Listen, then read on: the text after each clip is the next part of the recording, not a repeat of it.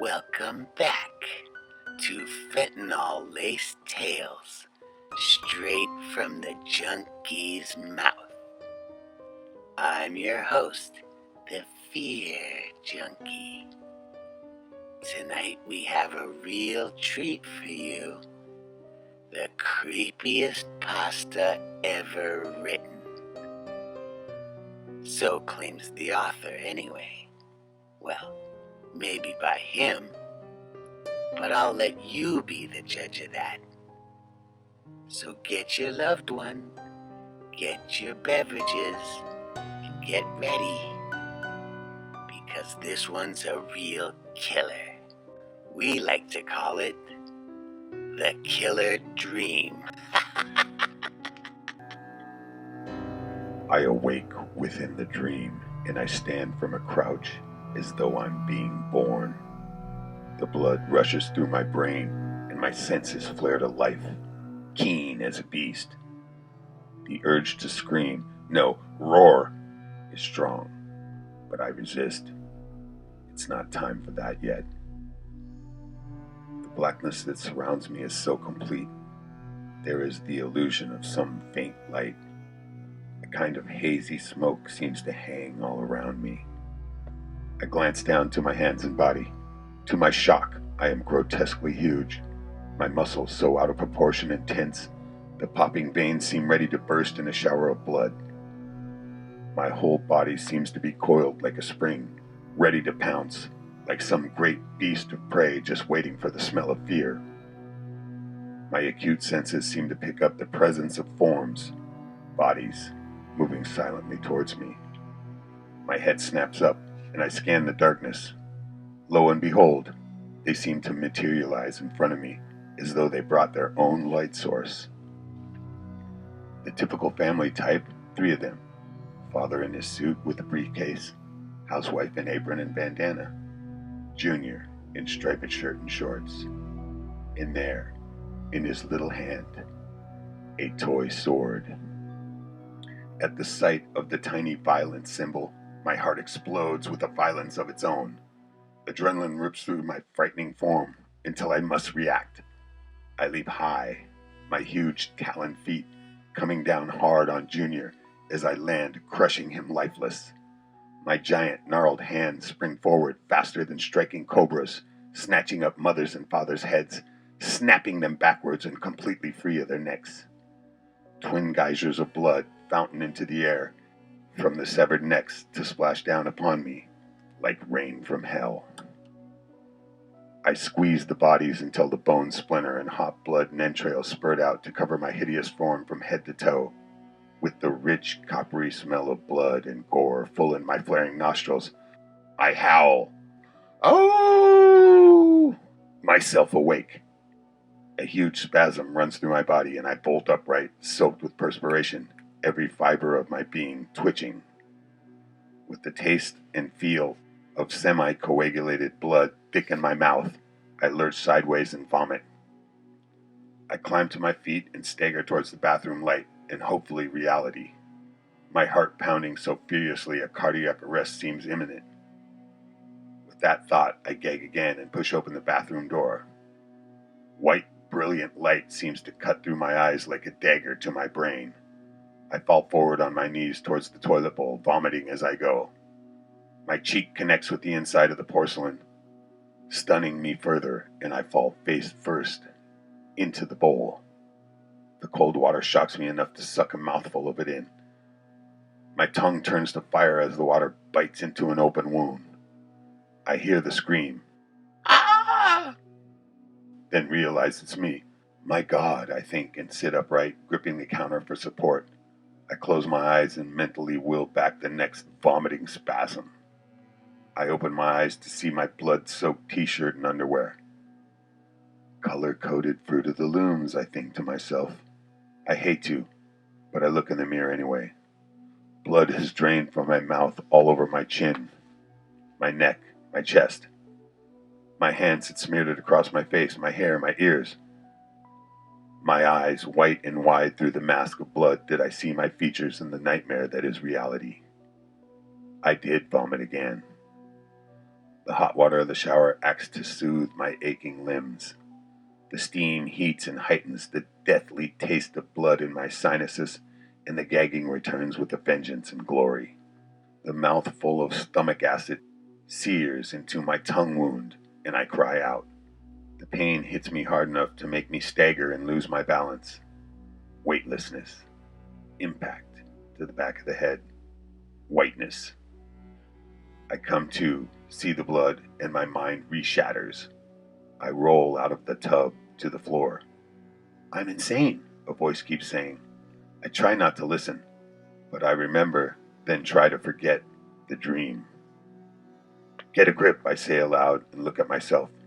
Most of the blood is gone, so I step back in the shower, finally back in control. After I get done with the shower, I slip to the darkness of the front room. I grab the remote by instinct. Instantly, the glare of the TV assails the blackness. MTV. I drag the sofa blanket around me and start flipping through channels. Righteous reality. I sigh and then pull my knees up and curl into the fetal position, still flipping deftly. Paid programming, weather map, old movie, Fantasy's phone line commercial, brief pause, newscast.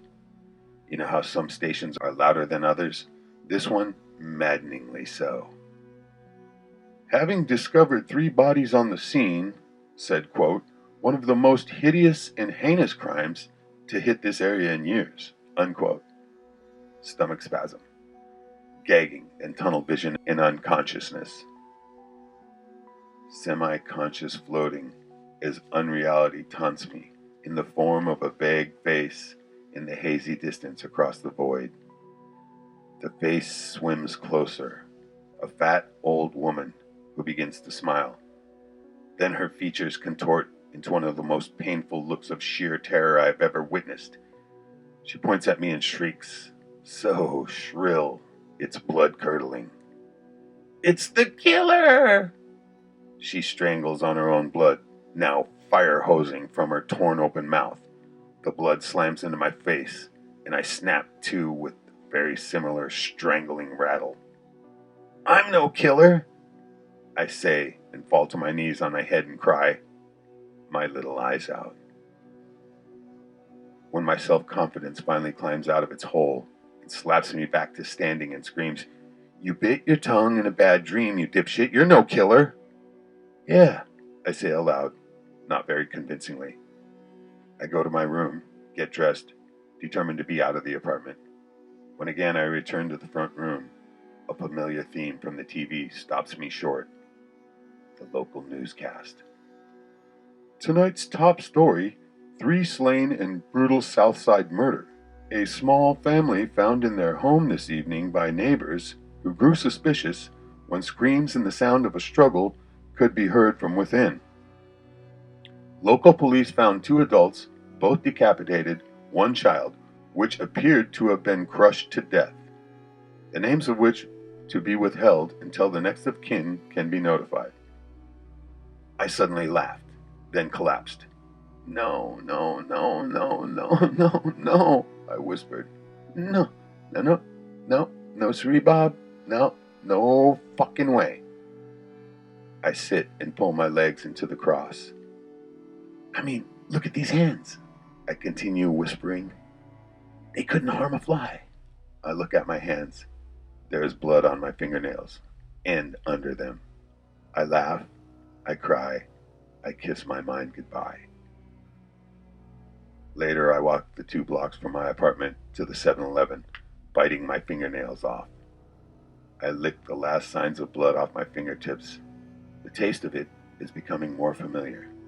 Did it taste good? I laugh. Inside the store, the dude behind the counter nods as I walk in. I nod in return, heading for the ice cream section. Coffee is definitely out, I think. I grab a box of popsicles, ice cream bars, and a container of juice. At the counter, the dude's Hispanic and watching a portable TV. "Did you hear about that family, man?" Cheech asks as he begins to tap the buttons on the cash register. "Just a couple blocks from here." I see the tiny TV screen, miniature body bags being carried out of a dollhouse. Even still, I can see they're misshapen.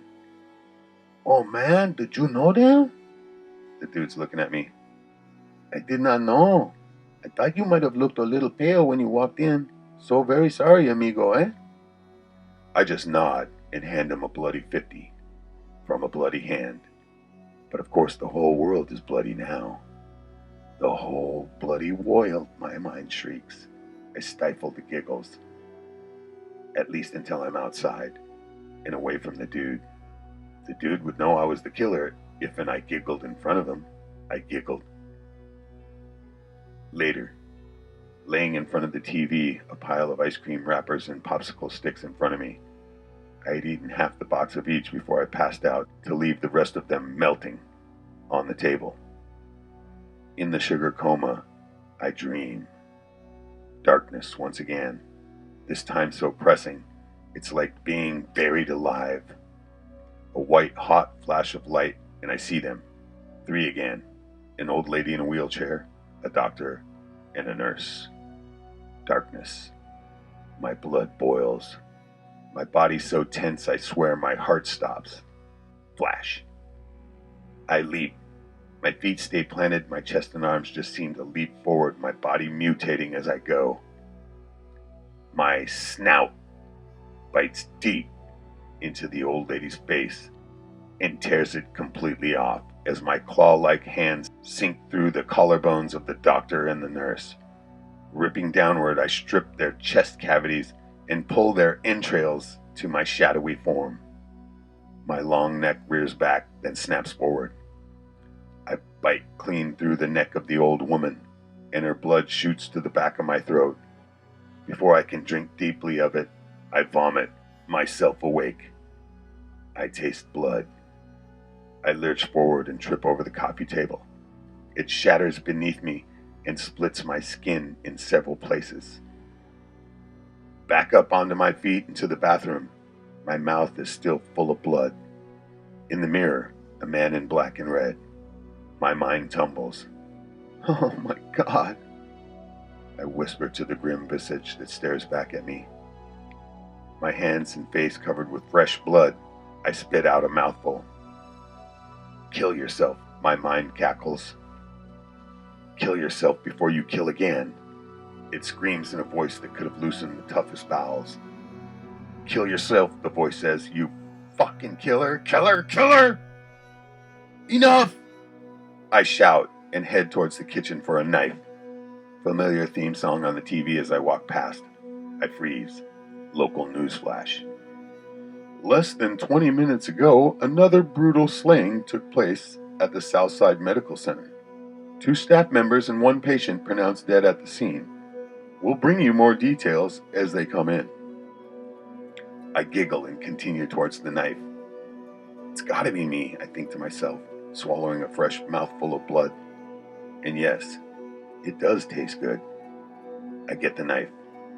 My eyes glance to the door, slightly ajar. "Yep, you were just getting back home, psycho, you frickin' Norman Bates motherfucker. 6 dead now, and when you fall back to sleep, who knows how many more." I look at the knife. It's bleeding. But of course the whole world is bleeding. "And now me too," I say. I put the knife to my throat. It nicks me. I flinch and drop it. It clatters to the floor. What the frick am I doing? I know I couldn't have done it. I couldn't have done any of it. I didn't do any of it, I shout to the empty room. The phone rings. I pee a little. Did it actually ring, or did I imagine it? I'm losing my grip. As if in answer, the phone rings again. It's the cops. They know. They know that I'm the killer, and they're on their way. This is one of them calling me to keep me on the phone till his buddies arrive. It rings again. I giggle. If it's the coppers, I'll confess, I say aloud. I step forward and pick up the receiver. Hello? Evening, sir. The voice drawls in a southern dialect. This is the Southside Police Department. My heart freezes and I pee some more. We're calling all the folks in the area to see if you might have seen someone or something suspicious in the area within the past 24 hours. Silence. Tell him, Norman. Tell him you're the fucking night case killer before you sleep and kill again. I try to speak but only gurgle. Sir? No, no, sir. I haven't seen anything, I managed to say lamely. Well, okay, sir. Just keep your eyes peeled and your doors locked. We got one certified homicidal maniac on our hands. Y'all see anything, any little thing at all, y'all give us a holler quick like. Yes, sir. I mean, I will, sir, I managed to say. I had unintentionally copied his sir, and I know he must have noticed. That's it. I'm busted. Pause. This one longer than last. Evening to you. The cop drawls, then disconnects the line. I go to change my shorts. I flip channels between the 3 local newscasts, watching the details pile up. Both murder sites within blocks of this apartment building, both with mutilations similar to the ones I dreamed of perpetrating. Similar, more like dead on. I was also coated in blood. I had hoped the blood was my own, from the tongue wound. Wound? What, am I fighting a battle now?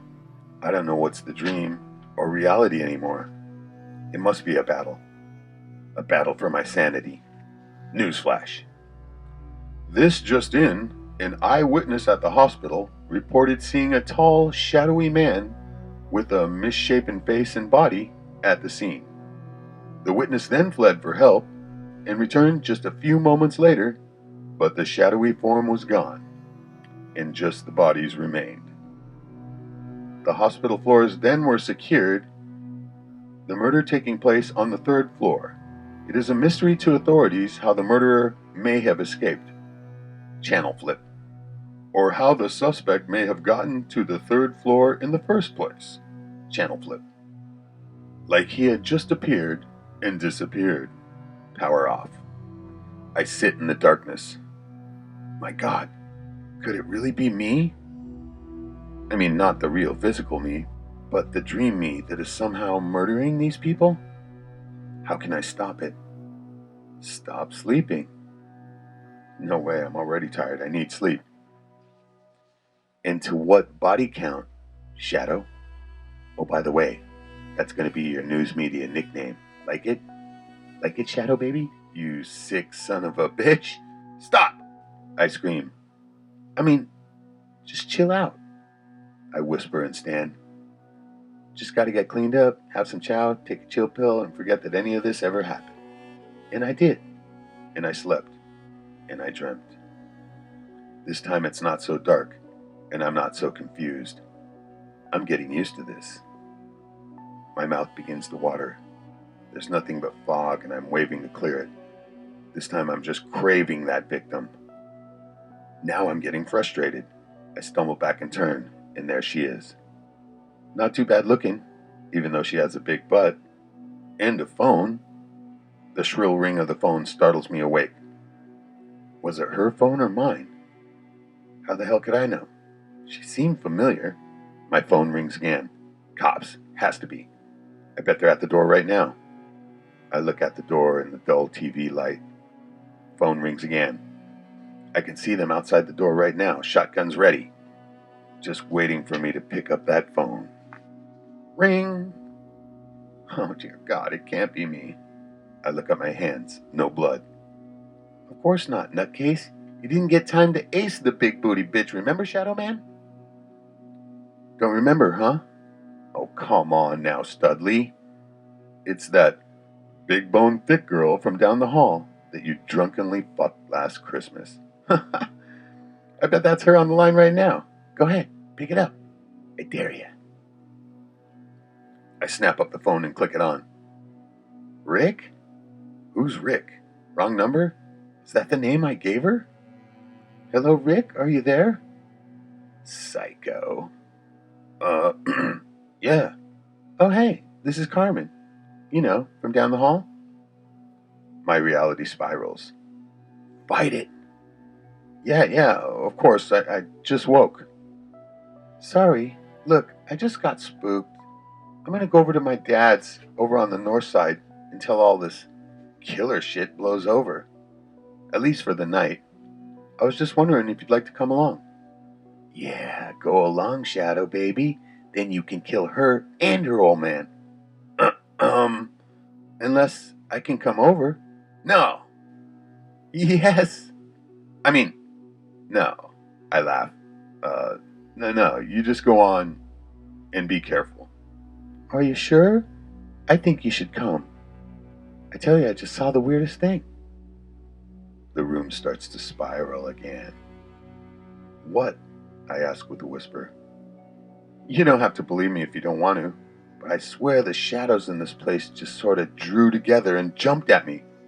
My brain fuses. This is it. I'm gonna lose it. It was the weirdest thing. I had just dialed your number, and the shadows just kind of blinked back into place. My vision tunnels. Here we go. Rick? Fight it! Sorry. Look, I'm really tired. I'm locked in tight. I'll be fine. You go ahead to Dad's? Yeah, that's right. Go on to Dad's. I'll call you later. Well, okay. But you take care. Don't worry. I've got a gun. Okay. Bye now. Exit Carmen. A gun, I whispered to the empty line. A gun, huh? Good. Shove her down your old throat there, Shatty. And pull the trigger of sweet release. Eat shit, I mutter. The reporter on the TV screen. I pick up the remote and flick the mute button. It's just a matter of time before the killer, now being called the Shadow, will strike again. Hopefully not too soon. Mute switch. You see, Shadow baby? I hate to say I told you so, but I did. I lay my head back and tap the power button. Tears roll from my eyes and I think of the gun in the bedroom closet. Yeah, the gun. Go get it. Go on. Go get it. It can't be me. God damn it, it's so hard to think. Hard to think back before the dreams. I mean, I've been having them all my life, haven't I? Have I had a life before this? So hard to think. So quit torturing yourself. Start chewing on them sights. I sob. You heard her, Shadow Man. Oh, the shadows just kind of drew together. Then they blanked out when the phone woke your nightmare-creating reality ass up. It's not me, I say. The remote shatters across the room. I guess I threw it. Yeah, right. Then go to sleep and find out. Who knows? Maybe you'll dream of good old Ma and Pa. I jump up and break for the door. 2 hours spent cruising, drinking coffee through a cardboard straw, wondering how much crack costs. I giggle. I've never done crack, but I've done sleep. And lately I think crack would be healthier. For who? It's either them or you, Shadow Man. But then again, crack might be just what you need to come out of the closet and start killing awake. Please stop. Oh, please, he says. Is he gonna cry? The big fucking crying murderer. Stop! I scream and slam on the brakes. Hot coffee scalds my legs. Oh, shit! Fuck it. I punch the gas. I'm going home. In through the front door and straight to the bedroom. So, the big man has a purpose. Could it be you found your balls at long last? I yank open the closet door, and there it is. I snatch it down and unzip the case. The cold blue steel looks good. Yep, he found him. The pistol's barrel snaps to my temple like a magnet. Go ahead. Do the white thing. Before I can wuss out, I pull the trigger. Click. My mind snaps and I collapse. No frickin' bullets? I hear giggling. Is it me? This time it's like an eternity, waiting for someone to tear, something, anything to rip, rend, mutilate beyond all recognition. My jaw hangs open, slavering. I run around in circles, gibbering. I look at my body, now familiar with my oversized claws for hands and long, muscle-bulging legs. Just looking at them meaty thighs makes me hungry enough, and I start to go for a bite. Headlights on me. I pound the pavement and sprint towards the oncoming car and dive full into its windshield. It shatters harmlessly. My talons sink deep into the driver's and passengers' chests. Coppers. I tear their hearts free and gobble them. Not enough. My snout falls into the passenger's chest hole, and I begin to suck the innards out. Sirens. I awake to the smell of blood and the sound of sirens. Good Lord. They followed me home this time. Yeah, Shadow Man. Time for you to pay the piper. I look at my hands. Blood. I am lying in the middle of my shattered coffee table. I just cut my hands on the glass, that's all. I didn't do it. Sure. Convince yourself of that, cop killer. Sirens, closer. I look around feverishly. You know what they do to cop killers? I run to the window. They shoot him on the spot. The sirens stop a couple blocks down. See? See, it's not me. Oh, that's what they hope you think. I gotta get out of here. Yeah. Run for it, cop killer. Run till they gun you down. I slip over to the window and slide it open. Out on the fire escape. The breeze is much too warm. Is it me? It must be me. I can't remember anything before tonight. I can't remember my name. Rick? No, I don't feel like a Rick.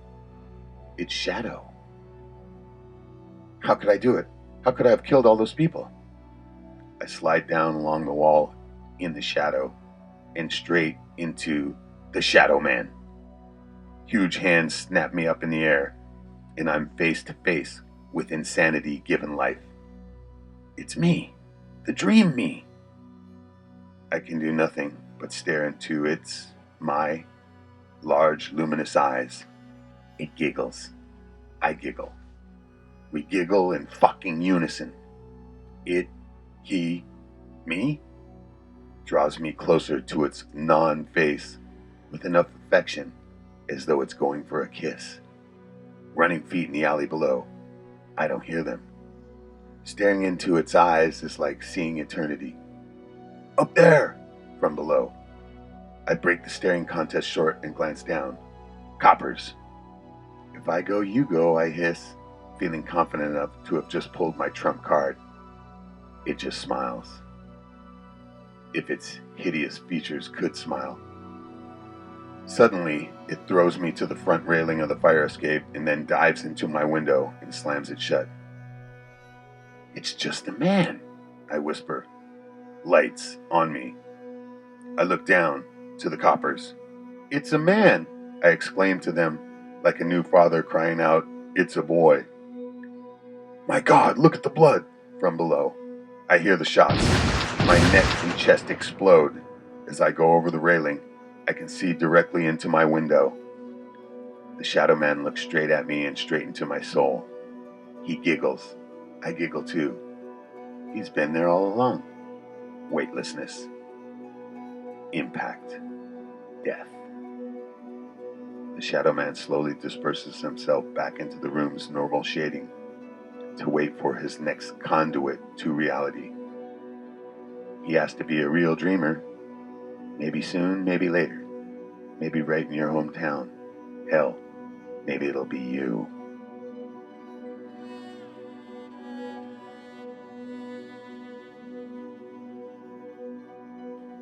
That's right. I actually had that dream. Multiple times. Over and over again. Thankfully, nobody died. Yet.